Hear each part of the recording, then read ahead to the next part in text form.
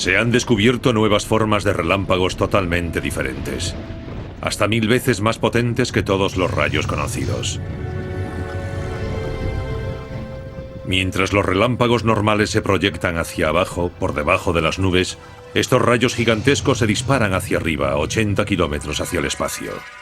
Es como si los biólogos de repente hubieran encontrado una nueva parte del cuerpo. No sabíamos que estaban ahí. Este relámpago, 6 veces más potente de lo que los aviones de pasajeros están diseñados para resistir, podría ser el verdadero culpable en numerosos desastres aéreos desconcertantes. Y por primera vez revelaremos la fotografía que provocó una investigación secreta de la NASA. ¿Era esta la prueba de que el impacto de un relámpago a gran altitud había provocado el accidente del transbordador espacial Columbia? Megarelámpagos. La Tierra cada día es sacudida por 8 millones de impactos de la fuerza más poderosa del cielo, los rayos. La potencia de un rayo explota en un instante, pero podría proporcionar toda la energía que necesita una casa durante medio año. En cualquier momento dado, 1800 tormentas azotan a nuestro planeta. Cada una es una batería gigante. En el interior de una tormenta, el agua se convierte en granizo. El hielo que cae choca contra las gotitas que ascienden, creando electricidad estática. Se acumulan cargas de hasta 100 millones de voltios. Se producen arcos de electricidad. Más del 90% de todos los rayos se disparan dentro de las nubes.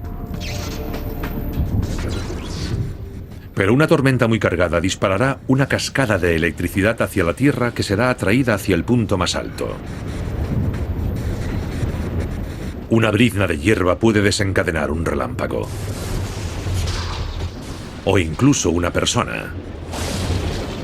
Cada año mueren unas 1000 personas en todo el mundo tras un impacto directo. Un rayo solo mide 3 centímetros de ancho. Pero a 33.000 grados centígrados está más caliente que la superficie solar.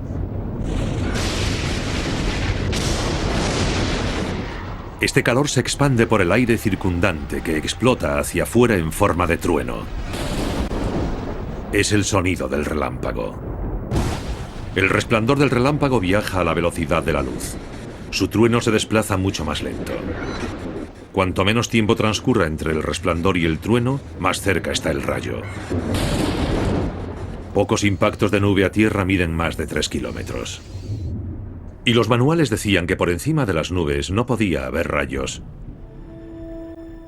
Pero entonces un hombre del tiempo, Watt Lyons, enfocó su cámara a las llanuras de Colorado el 6 de julio de 1993. Lo que contempló acabó con 200 años de certeza científica en un instante. Filmó estas imágenes de vídeo.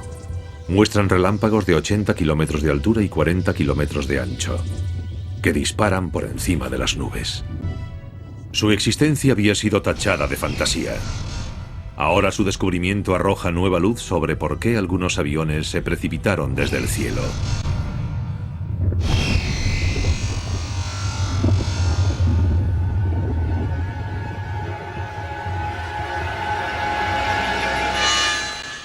El descubrimiento de megarelámpagos comenzó con personas corrientes que contemplaron hechos extraordinarios. En 1969, Stuart Vischer defendía una trinchera de mortero en las afueras de Saigón, en el sur de Vietnam, cuando se desató una tormenta. Se produjo un gigantesco relámpago que se alzó desde el suelo hacia la base de la nube. Iluminó completamente la nube y salió por su parte superior formando un precioso patrón de doble hélice que parecía no tener fin. Era como si fuera directamente hacia el espacio. Es una de esas cosas que cuando dices, mira eso, ya han desaparecido.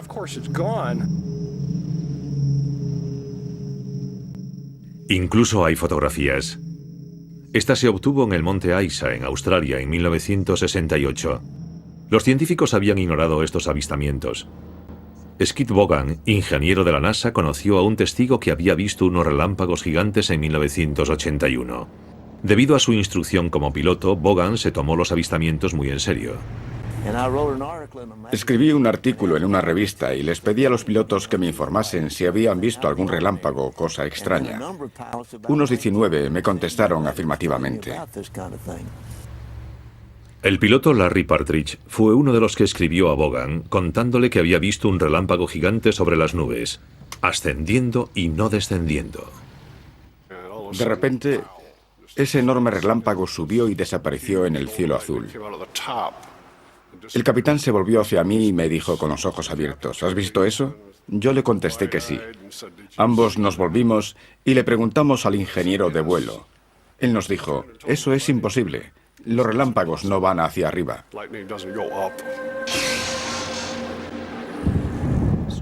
Apareció un relámpago que venía desde la parte superior de la nube, emitiendo una luz blanca brillante durante unos 4 kilómetros.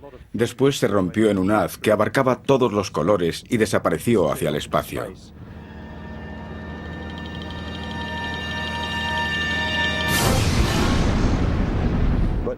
La mayoría de los pilotos me dijeron que nunca habían hablado con nadie sobre esto. Se mostraban reticentes, sobre todo si les había pasado volando de noche, porque pensaban que podrían tener alucinaciones y eso les daría problemas. No querían hablar sobre ello porque nadie les creería si no tenían alguna prueba, una fotografía o algo así. Los pilotos tendrían que esperar hasta que apareciesen pruebas que demostrasen que no sufrían alucinaciones. El problema era que poca gente tenía la posibilidad de ver por encima de las tormentas, y los pilotos que sí lo hacen raramente llevan cámaras. Pero si el observador está por debajo de un cielo despejado y hay una tormenta a lo lejos, lo que hay por encima de las nubes de tormenta puede verse desde el suelo. Por casualidad, en 1989, un físico de la Universidad de Minnesota, Franz Winkler, estaba probando una cámara en estas condiciones. Filmaba el cielo por encima de una tormenta que se encontraba a 200 kilómetros de distancia. Bajo el horizonte centelleaban relámpagos normales. Pero cuando el profesor visionó la grabación, vio algo diferente. La cámara había grabado un resplandor por encima de la superficie de las nubes que mostraba 2 columnas gemelas de luz. Pero ahí, en teoría, no se producían relámpagos.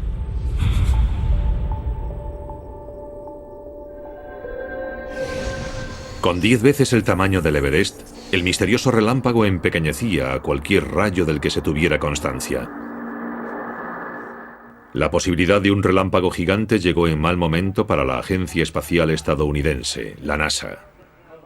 El 26 de marzo de 1987 lanzaban un satélite del ejército valorado en $100 millones hacia unas nubes de tormenta. Lo que ocurrió después obligaría a la NASA a enfrentarse a la fuerza más poderosa de los cielos. Una cámara siguió al cohete hasta que desapareció entre las nubes. Cuando la cámara regresaba hacia la plataforma de lanzamiento, se produjo un rayo. Este es el rayo que atravesó el cohete siguiendo la estela de sus gases.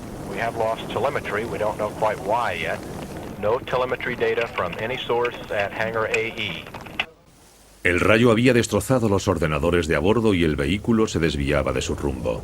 El control de la misión realizó una detonación remota del cohete antes de que se estrellase en zonas pobladas. Preguntado sobre si habían considerado los riesgos de un relámpago, el portavoz de la NASA no supo qué contestar.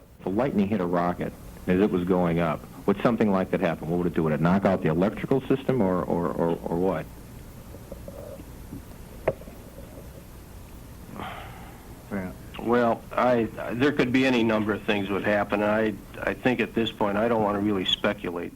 La NASA fue criticada por ignorar los peligros de los rayos. Cuando un cohete asciende hacia una nube, hay campos eléctricos muy fuertes.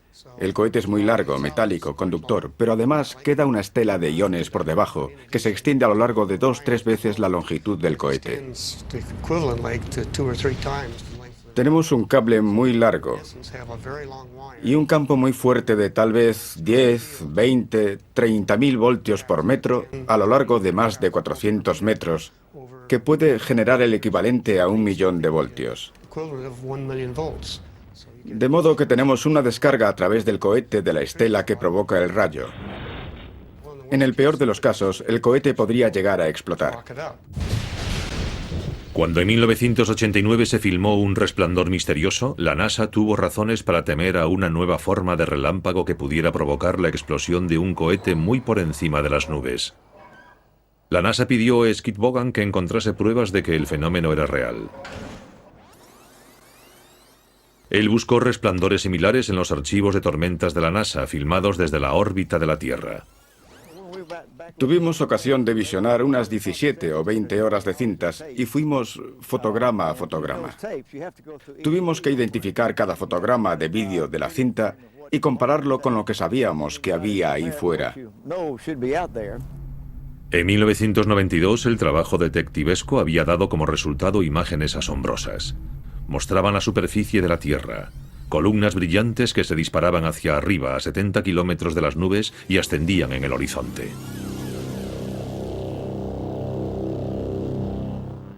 Encontramos unos 19 de esos fenómenos en diferentes vuelos a lo largo del tiempo.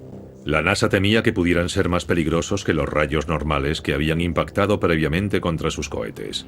Comenzaba la carrera para averiguar si estos eran rayos gigantes y si podrían derribar al transbordador espacial.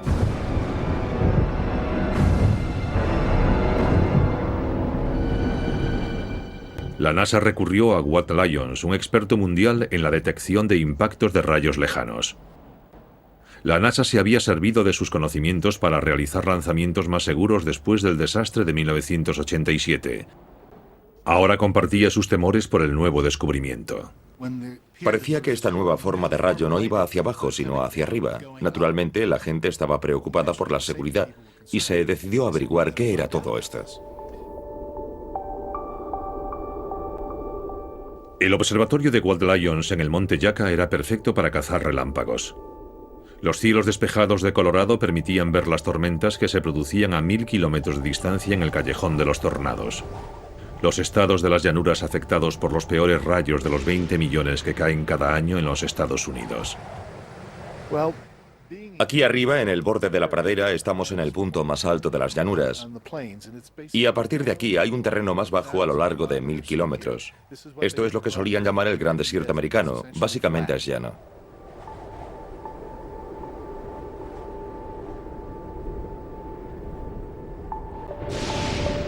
La NASA encargó a Lyons la tarea de filmar por encima de las tormentas y comprobar si los misteriosos relámpagos podrían ser una amenaza. Colocó una cámara de control remoto en el punto más alto de su observatorio. Esta cámara llegó el 6 de julio de 1993. La sacamos de la caja aquella misma noche. Había una enorme tormenta en Kansas a unos 300 kilómetros de aquí. Iluminaba todo el cielo. Yo dije, esto tiene buena pinta. Me senté y esperé. Conectó la cámara al vídeo de su sala de observación. Eran las 11 de la noche y fue muy divertido contemplar los relámpagos en aquellas imágenes de vídeo. Nos quedamos mirando. Era impresionante.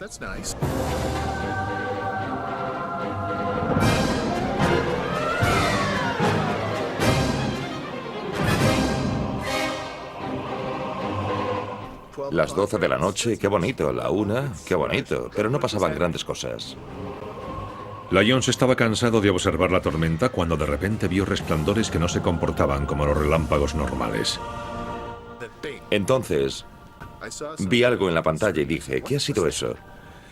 Y después hubo otro. Caramba, cuando salió el sol a las 4:30 habíamos visto 250 de esos fenómenos. Habíamos captado la noche ideal con una tormenta enorme y la localización perfecta. La clásica suerte del principiante. En una noche, Lyons había demostrado que el fenómeno era real, pero todavía no tenía nombre. Un amigo sugirió llamarles sprites, un tipo de duendes, que es algo que aparece en varias obras de Shakespeare. Le dije que me pareció un nombre precioso, perfecto, porque era una especie de criatura escurridiza, efímera, y no implicaba nada en relación con la física. Un año después del descubrimiento de Watt Lyons, un equipo de la Universidad de Alaska se propuso fotografiar los sprites desde el aire, en primer plano y en color. Un alumno, Matt Hapner, se presentó voluntario para la misión. Necesitaban a alguien que manejara las cámaras y pulsara el botón de grabación del vídeo y supiera hacia dónde volar y cosas así. Los vuelos tuvieron lugar la noche del 4 de julio, día de fiesta en los Estados Unidos. En cuanto al riesgo asociado con los sprites, dado que teníamos que volar durante una tormenta, evidentemente se corrían riesgos. En general, los pilotos estaban más preocupados por ello que nosotros, de modo que confiábamos en su criterio para mantenernos lo suficientemente alejados de las tormentas y no correr riesgo alguno. Mientras por debajo explotaban los fuegos artificiales, la cámara de Matt Hafner captaba algo que nadie había visto nunca. Los sprays eran de color, de un rojo sangre vivo. Recuerdo algunas tormentas en las que vimos unos 3 o 4 sprites por minuto, y aquello fue muy emocionante. En una noche, los cazadores de relámpagos habían conseguido cientos de imágenes que revelaron el verdadero color de los sprites. Eran destellos rojos y azules semejantes al neón, señal de que podrían ser explosiones de electricidad, gases producidos en las capas altas de la atmósfera. Desde el observatorio de Colorado, Watt Lyons filmó otra peculiaridad. Los sprites parecían bailar por la parte superior de las nubes. Lo que vemos aquí es una descarga en el interior de la nube. Se diría que los sprites bailan más o menos siguiendo esa descarga.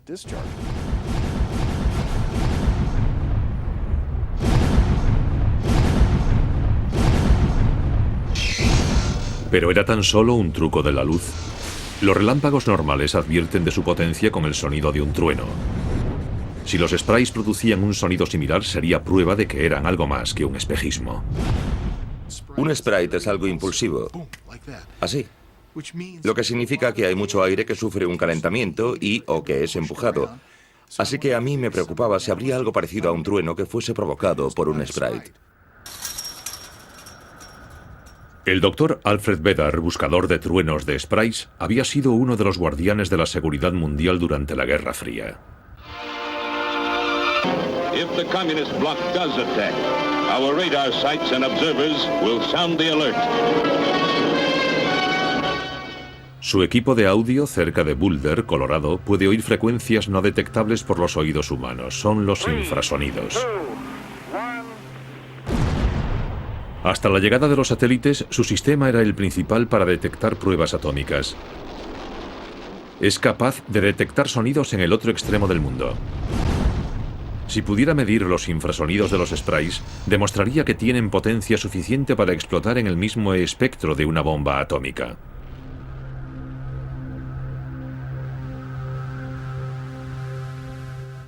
Detectamos sonidos de los sprites. Los detectamos aquí, en Boulder. El Dr. Bedar puede oír los sonidos subaudibles de los sprays, reproduciéndolos a través de un programa de su ordenador.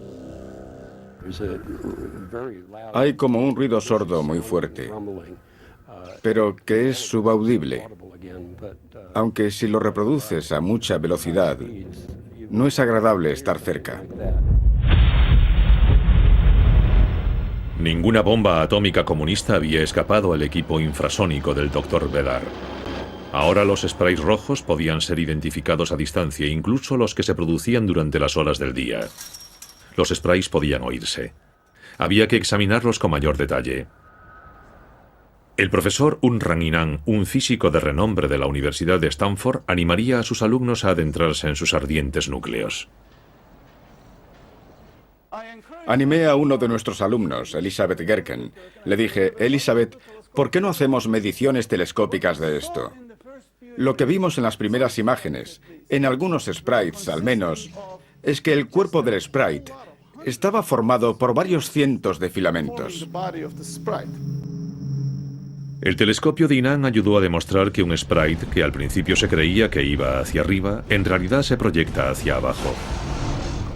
No era un solo rayo, sino una multitud de canales iluminados entrelazados. La imagen ya estaba completa.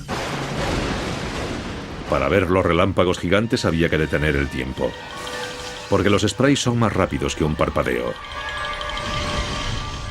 Los sprays se generan en el campo eléctrico que hay por encima de una tormenta. Lo primero que se ve es un disco plano llamado halo. Aparece a una altura de 85 kilómetros. El campo debe ser lo bastante fuerte para que el halo se convierta en un sprite. La electricidad fluye hacia abajo para crear un globo rojo de energía del tamaño de una cordillera. A medida que la carga desciende, el aire más denso divide la corriente en filamentos de 30 metros de anchura. El Sprite rocía con 100 kilómetros cuadrados de estos fragmentos de relámpagos azules la superficie de las nubes y a continuación desaparece. ¿Pero qué impulsa a vastas corrientes de espacio a crear enormes torres de energía eléctrica? ¿Acaso alguna fuerza monstruosa conjura los sprays de la parte inferior de las nubes? ¿Y podría esto ayudar a explicar algunos de los desastres aéreos más misteriosos ocurridos desde la aparición de los aviones a reacción? La glamurosa publicidad de los nuevos reactores había ayudado a fomentar el mito de que los rayos no podían alcanzar a un avión en vuelo.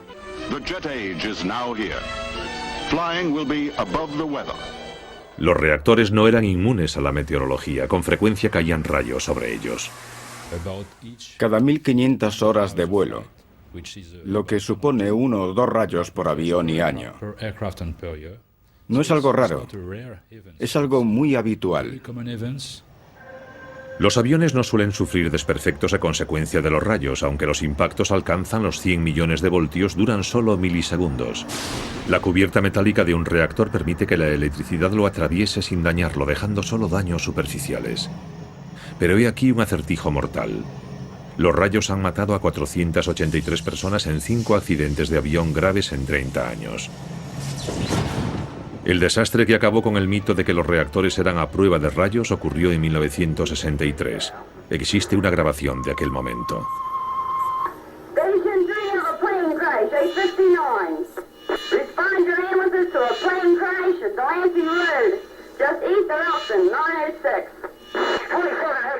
Las grabaciones de los servicios de emergencias muestran cómo quedó el vuelo 214 de la Pan American.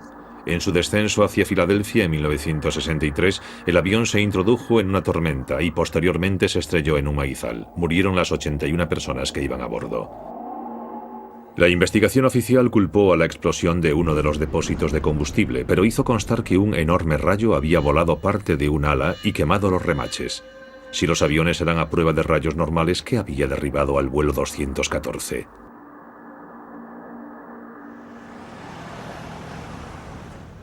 Estamos en Elton, Maryland, lugar del accidente del avión que pilotaba mi padre. El vuelo 214 de la Pan American, el 8 de diciembre de 1963. He venido a hablar con personas que presenciaron aquel suceso y a averiguar algo más sobre lo que pasó. Especialmente dado que a estas alturas existen nuevas pruebas de que hay ciertos tipos de rayos que podrían ser mucho más potentes de lo que los científicos pensaban en el pasado. Caballeros, ¿pueden describirnos lo que vieron aquella noche del 8 de diciembre de 1963? Mi buen amigo Ray Cruz, aquí presente, y yo acabábamos de dejar a nuestras mujeres en el ensayo del coro. Seguimos en coche por la avenida Delaware y aproximadamente a 2 manzanas de haber entrado en el pueblo, vimos el resplandor del rayo. El cielo entero se iluminó como si fuese de día. Cayó directamente sobre el avión y entonces la gran explosión. Yo dije, es un avión de pasajeros, debe de llevar más de 100 personas. Sabíamos que no había sobrevivido nadie. De los 2 señores con los que hablamos, uno vio cómo el rayo impactaba contra el aparato. Lo describió como algo muy intenso y brillante, lo que tiende a apoyar la teoría de que hay rayos más fuertes. Si consigo averiguar algo más, me ayudará a comprender por qué perdí a mi padre y por qué otras 80 personas más perdieron la vida.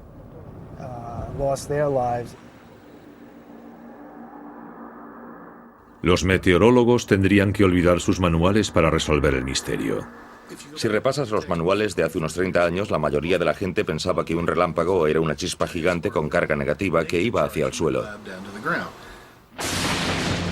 Los científicos sabían desde 1773 que los rayos eran electricidad. La electricidad podía ser de dos tipos, repeler o atraer, negativa o positiva. En la década de 1970, los meteorólogos solo conocían un tipo de relámpago, los rayos con carga negativa.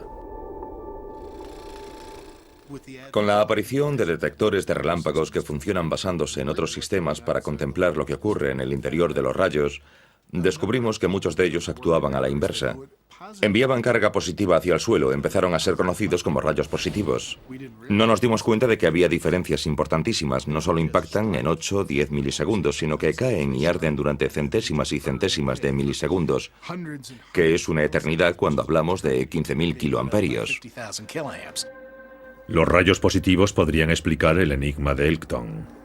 El accidente ocurrió durante el invierno. No hay muchos rayos en el noreste de los Estados Unidos, pero cuando se producen tienden a ser positivos. Se dan gran cantidad de rayos cuando hay tormentas de nieve intensas, y nuestra experiencia ha demostrado que a menudo son positivos y muy potentes. El vuelo 214 se había visto envuelto en un tipo de tormenta plagada de rayos positivos. Un rayo positivo puede desencadenar mucha más corriente y arder mucho más tiempo que un rayo normal. El impacto de un rayo positivo podría explicar el destino del vuelo 214.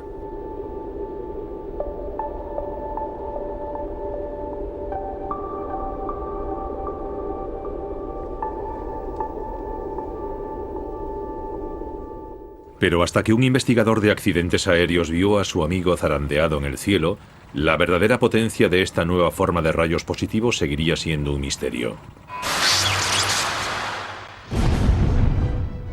En 1993, el mundo de la meteorología se había visto sacudido por el descubrimiento de una forma de mega relámpago sobre las nubes. Apenas acababa de descubrirse otra forma de superrayos bajo las nubes llamados rayos positivos. El papel de los rayos positivos en los accidentes aéreos nunca habría obtenido el reconocimiento oficial si un investigador de accidentes aéreos, Peter Klein, no hubiera visto cómo un amigo suyo sufría el impacto de un rayo. El drama comenzó en el Club de Planeadores de Londres. El día parecía razonable. Empezó con una nube baja que se despejó para dejar paso a un soleado día de abril. Era un día ideal para volar. Sacamos el planeador del hangar y lo llevamos al punto de lanzamiento. Yo no me di cuenta de que Peter estaba volando porque aquel día había mucha gente. Yo no me fijé especialmente en aquella nube negra. Toda aquella parte del cielo tenía un tono negro diabólico y se cernía lentamente sobre el aeródromo. Y ahí fue donde las cosas empezaron a torcerse. Yo ya había aterrizado y rodaba por la pista mirando al cielo como suelen hacer los pilotos, cuando de repente vi aquel rayo de luz brillante que cruzaba el cielo en diagonal. La fuerza de la explosión me rompió los tímpanos. Me fijé en que había un planeador que descendía en picado, girando sobre sí mismo. Recuerdo que la ropa se me agitaba. Recuerdo que tiré del cabo de desgarre. Y después recuerdo que estaba rodeado como de hojas de otoño. Eran los trozos del planeador que caían agitándose al suelo. Pensó que si su avión hubiese resultado alcanzado habría muerto. No llevaba paracaídas. Si me hubiera alcanzado un rayo, casi seguro que hoy no estaría aquí. El accidente fue un misterio. Los planeadores ya habían sido alcanzados antes y siempre habían sobrevivido. Peter Klein quería saber por qué este rayo había sido tan devastador. Me pareció una buena oportunidad para estudiar el fenómeno de los rayos. Y debatimos sobre métodos para medir el nivel de energía de un rayo en pruebas de laboratorio.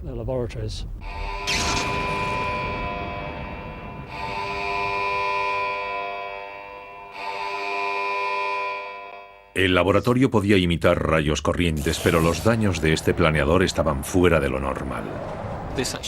Esto es del planeador que fue alcanzado por el rayo y no se ha fundido. Lo que vemos aquí son simplemente las fuerzas magnéticas que han aplastado los tubos, y esto es indicativo de que se produjo un impacto muy fuerte que afectó a este planeador.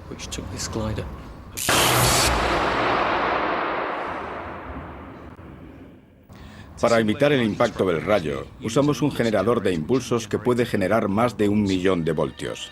El laboratorio descubrió que sus máquinas eran demasiado débiles para reproducir las inmensas fuerzas que destruyeron al planeador.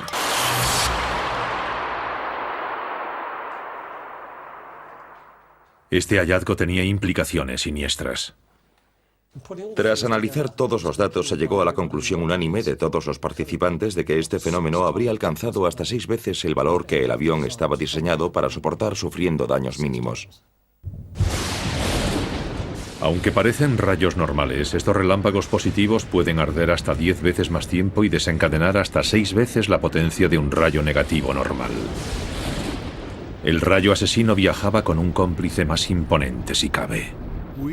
Tuvimos ocasión de fotografiar sprites por encima de las tormentas y de identificar los relámpagos que se producían dentro de ellas. Jamás habíamos hecho algo así. Repasamos los datos de los rayos y descubrimos que por cada sprite había un rayo positivo. Los rayos positivos y los sprays eran una fuerza continua que se extendía desde el límite del espacio hasta donde vuelan los aviones normales. Las reglamentaciones habían establecido el umbral de seguridad antirrayos antes del descubrimiento de los sprays. Los aviones de todo el mundo vuelan con escudos para resistir solo 1/6 de la impresionante potencia que descarga un rayo positivo disparado bajo los sprays. Lo que hemos aprendido es que hay una subclase de rayos de nube a tierra positivos y extremadamente energéticos que envían hasta 10 veces más corriente hacia tierra de la que decían los viejos manuales. Pero había una posible salvación. Ahora podemos utilizar los sprites como los mineros a los canarios, porque cuando ves un sprite significa que hay una descarga excepcionalmente inusual de un rayo en la nube que está debajo. Los sprays podrían ser utilizados como señales de neón para avisar de la presencia de un rayo positivo debajo. Los rayos positivos eran letales, y los sprays que estaban encima afectaban a una zona 1000 veces mayor. ¿Podrían alcanzar a los cohetes? La NASA inició la primera caza de sprays en 1993 para averiguarlo. A la NASA le preocupaba que muchos aparatos, como el transbordador, no estuviesen diseñados para aguantar descargas de rayos.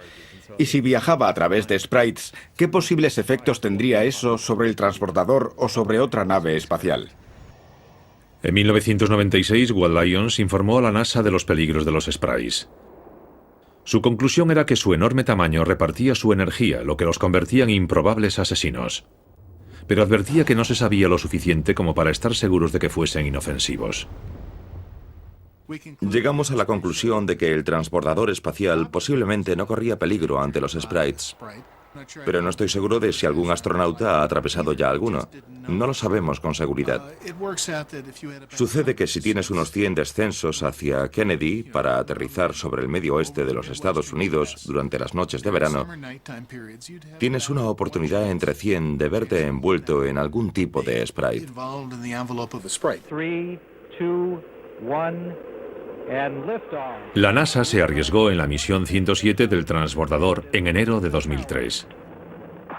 No se había instalado protección extra para las nuevas formas de rayos descubiertas, pero el transbordador iba en busca de rayos gigantes y a realizar otros 200 experimentos científicos.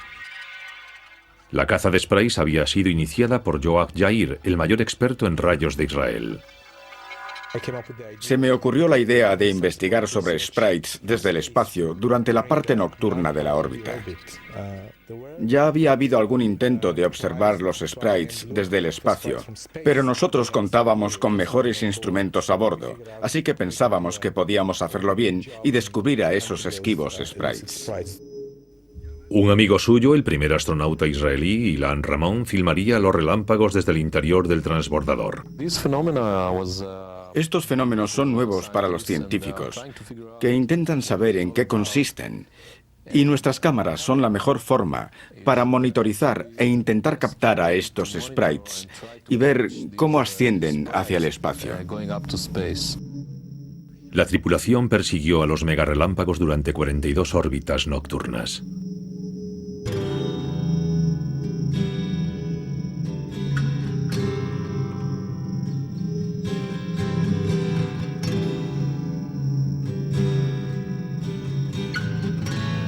This is Mission Control Houston, pilot Willie McCool operating the MEDEX experiment, with one of its secondary observations being to look for the sprites or the lightning phenomena that are associated with the thunderclouds and the lower ionosphere or uppermost atmosphere of the Earth.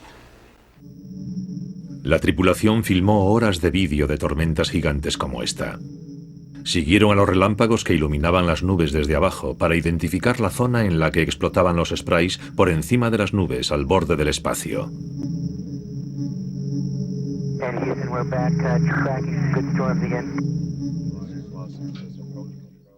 El vídeo de la primera tormenta fue transmitido al control de la misión. Las últimas grabaciones se quedaron a bordo para entregárselas directamente a Yoav Yair. Pero la entrega del material de la caza de relámpagos gigantes más ambiciosa nunca se produciría. Al final del 16º día de misión, el transbordador espacial Columbia hacía su reentrada en la atmósfera de la Tierra sobre la costa de California. A bordo iban las grabaciones de tormentas que podrían ayudar a los científicos a comprender los relámpagos gigantes. La mañana del 1 de febrero, esperábamos la reentrada del transbordador. Observábamos las pantallas gigantes y conversábamos. Un miembro de la tripulación filmó los últimos momentos dentro de la cabina. A través de la escotilla se pueden ver los destellos del aire sobrecalentado mientras el transbordador hace su reentrada en la atmósfera a 43.400 km por hora.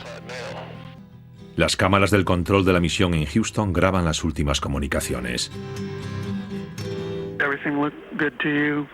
Control and rates and everything is nominal, right? La conexión de vídeo con el transbordador se corta bruscamente. Los mensajes de radio solo reciben la respuesta de los parásitos. El control de la misión desconoce que las cámaras del exterior ya están filmando la caída de lo que queda del transbordador a tierra. Columbia, Houston, UHF comm check. It went away, so I do believe it's instrumentation. Okay. GC flight. GC flight.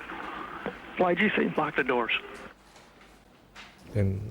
Tuvimos una terrible sensación de pesar. La gente empezó a llorar. Yo empecé a llorar. No pude contenerme. Fue duro, muy, muy duro.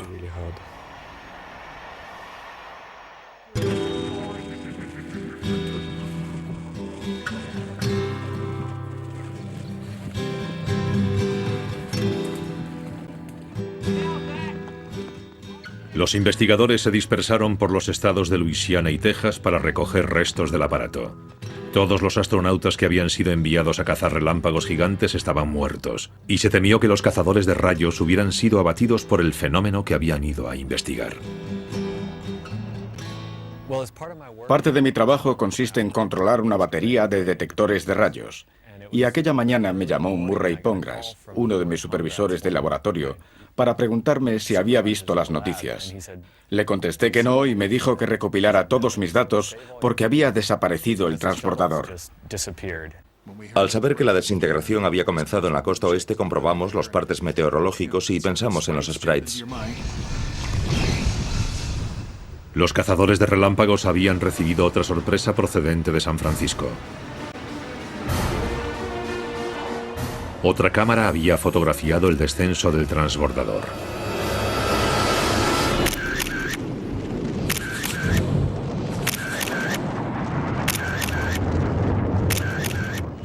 Entonces supimos que había una foto asociada con el relámpago.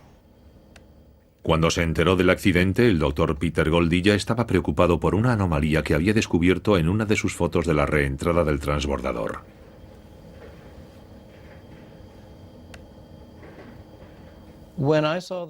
Cuando vi la fotografía y oí de fondo la televisión que sugería que había pasado algo, se me erizó el vello de la nuca.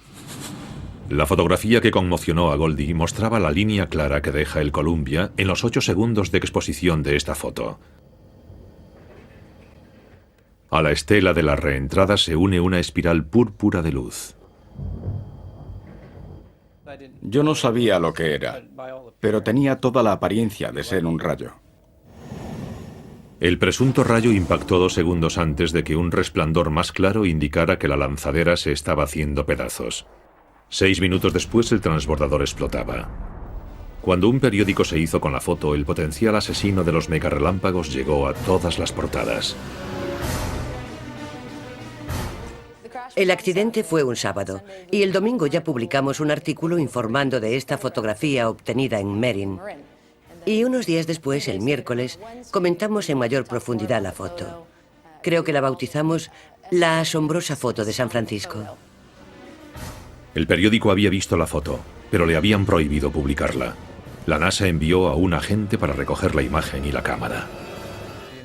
Las pruebas iniciales aportadas por la foto, en el sentido de que los sprites eran responsables del desastre, supusieron una conmoción. Se pensaba que eran fenómenos benignos que estaban siendo estudiados y ahora tenían implicaciones muy graves. Los cazadores de relámpagos se convirtieron en detectives para averiguar si los sprites eran los culpables.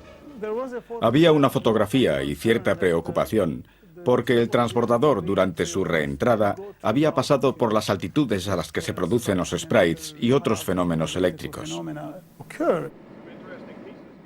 De modo que para cubrir todas las posibilidades, a la NASA le interesaba asegurarse de que se analizaban minuciosamente todas las posibles pruebas de fenómenos eléctricos. Pero las últimas grabaciones de la caza de relámpagos gigantes realizadas por el Columbia se habían perdido en el accidente. Los investigadores peinaron los escombros. Tardaron 2 semanas en encontrar las cintas. Fueron enviadas a Israel, donde los cazadores de relámpagos intentaban hacerse a la idea de la muerte de Ilan Ramon, el compatriota al que habían enviado a fotografiar los rayos. Este trabajo científico es la herencia que nos deja la tripulación. Cada vez que nos reunimos hablamos de recuerdos de la misión,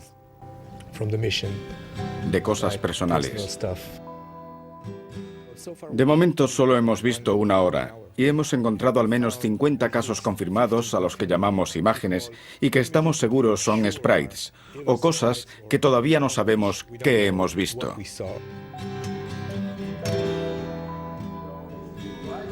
Entre las primeras imágenes hechas públicas de la caza de relámpagos del Columbia estaba la reentrada de un meteorito que aparentemente desencadenó la aparición de un relámpago gigante. Fíjense, el primer meteorito entra aquí, después vemos el segundo y vemos relámpagos debajo, uno que asciende y este es el sprite. ¿Era posible que el transbordador hubiese actuado como un meteorito y que su reentrada hubiera convertido al Columbia en un pararrayos que atrajera un rayo gigante?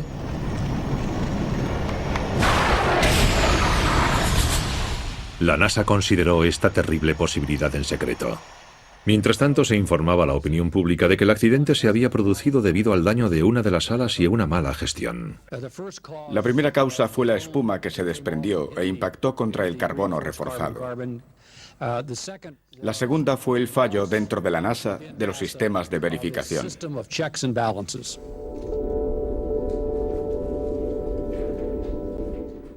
La investigación de la NASA del impacto de un rayo sobre el transbordador nunca se hizo pública. La razón, el miedo se había convertido en incomodidad y después en alivio. Los expertos que analizaron la foto de San Francisco concluyeron que la imagen del rayo probablemente había sido causada por un fallo de la cámara. Nuestra conclusión fue que no había pruebas de actividad eléctrica alguna a la altitud a la que el transbordador pasó y por la zona por la que pasó. Había una fotografía, pero seguramente fue un defecto de la cámara. El relámpago gigante fue descartado y tachado de fallo mecánico. Pero el hombre que había actuado como vigía de los Estados Unidos ante posibles pruebas atómicas había oído algo muy real durante la trayectoria de reentrada del malogrado transbordador. El doctor Alfred Bedard había sido el primero en confirmar los truenos de sprites. Su equipo infrasónico estaba escuchando cuando cayó el transbordador. Mi mujer y yo estábamos viendo la tele y contemplando la reentrada, cuando de repente se hizo evidente que las cosas no eran normales, y fue evidente que había ocurrido una tragedia. En ese momento sabíamos que ya habíamos detectado reentradas en el pasado, así que repasamos nuestros datos para ver si teníamos algo, y nos pareció que sí. Habían captado un sonido siniestro antes de la desaparición del transbordador. Empezaremos la reproducción. Es una hora de datos en tiempo real. Están comprimidos en 9 segundos. De modo que podremos oír los infrasonidos. Yo lo llamo infraaudio. Es una pista de audio comprimida. Lo que oímos primero son explosiones de energía.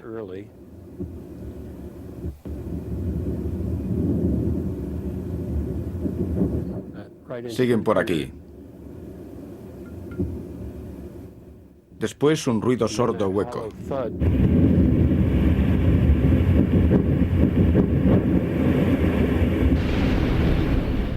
La señal demostró que había habido una explosión de energía fuera del transbordador antes de que éste se desintegrase, como el sonido de un disparo lejano. Era una prueba de que habían actuado otras fuerzas. Tenía las características de un fenómeno geofísico de algún tipo. Como he dicho en esta frecuencia en el pasado, hemos tenido señales similares que han ido asociadas a temblores de tierra importantes. Los detectores de bombas habían medido un suceso extremadamente potente, la fuerza de un terremoto en el cielo.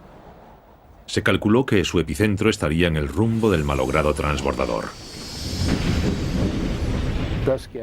Suponemos que más o menos por aquí. Tal vez en San Francisco. Tal vez un poco más al sur. El doctor Vedar había oído algo semejante a un terremoto, cruzado con el sonido de un sprite. ¿Qué podría ser? Es posible que el sprite por sí solo no sea una amenaza para el transbordador espacial, pero hay otras criaturas ahí fuera de las que no deberíamos estar tan seguros. ¿Es posible que el Columbia provocara un fenómeno meteorológico desconocido, la fuerza que desencadenó el ruido sordo similar al de un terremoto? Cuando los investigadores de la NASA sobrevolaron con una cámara especial en color unas tormentas en 1994, les sorprendió encontrar un tipo de rayo más agresivo que nadie había visto nunca. La tormenta sobre Arkansas fue extraordinaria. Estaba iluminada casi constantemente. Se producían muchísimos relámpagos y salían chorros cada 10 segundos en el momento de máximo apogeo. Enormes chorros de luz y relámpagos que se producían por debajo. No se parecía a ninguna tormenta que hubiera visto en mi vida. Incluso desde 150 kilómetros de distancia se ve el chorro azul que vemos destacado aquí, brotando desde la superficie de las nubes. Brota a 15 kilómetros de altura, 5 veces el alcance de un rayo normal. Aparte de las imágenes de Alaska, poco se sabe sobre su potencia y dónde se producen. Recuerdo que la primera vez que vi el vídeo me quedé totalmente sorprendido. No podía creer lo que estaba viendo porque nadie lo había predicho. Fue una sorpresa total. Pero llegaría una sorpresa mayor. Unos meses antes del accidente del transbordador se filmó una serie de chorros azules que empequeñecían a todos los que se habían grabado antes. Primero, los cazadores de relámpagos de Puerto Rico captaron esta imagen del que es posiblemente el rayo más potente del que hay constancia. Después, en la costa de Taiwán, los investigadores filmaron estos altísimos rayos que se elevan a 80 kilómetros hacia el espacio desde la parte superior de una tormenta lejana. Captaron una enorme columna de luz brotando de la parte superior de una nube hacia la atmósfera. Se veía a simple vista una luz brillante azul. Parece mucho más importante que los chorros azules que vimos en 1984. Podría ser un fenómeno completamente nuevo o solo una forma increíblemente energética del viejo chorro azul. Todavía no lo sabemos seguro. Solo se han grabado 5 chorros gigantes. Su potencial asesino sigue siendo desconocido. Ahí fuera hay toda una colección de fieras, todo un zoo. Podría haber otro tipo de descargas y emisiones en la atmósfera superior. Los cazadores de relámpagos vuelven a estar donde estaban cuando las primeras imágenes confirmaron que los megarelámpagos no eran un cuento de hadas. En términos de la atmósfera media, todavía hay cosas que son desconocidas y descubrimientos por hacer. Debería ser estudiada tanto con vuelos tripulados seguros como no tripulados, vuelos espaciales. En la parte superior de las nubes pasan cosas de las que no sabíamos nada hace 10 años y quizás no estemos preparados para verlas. Cuanto más alto volamos hacia el reino de los megarelámpagos, más seguros estamos de que encontraremos bestias que todavía están por descubrir.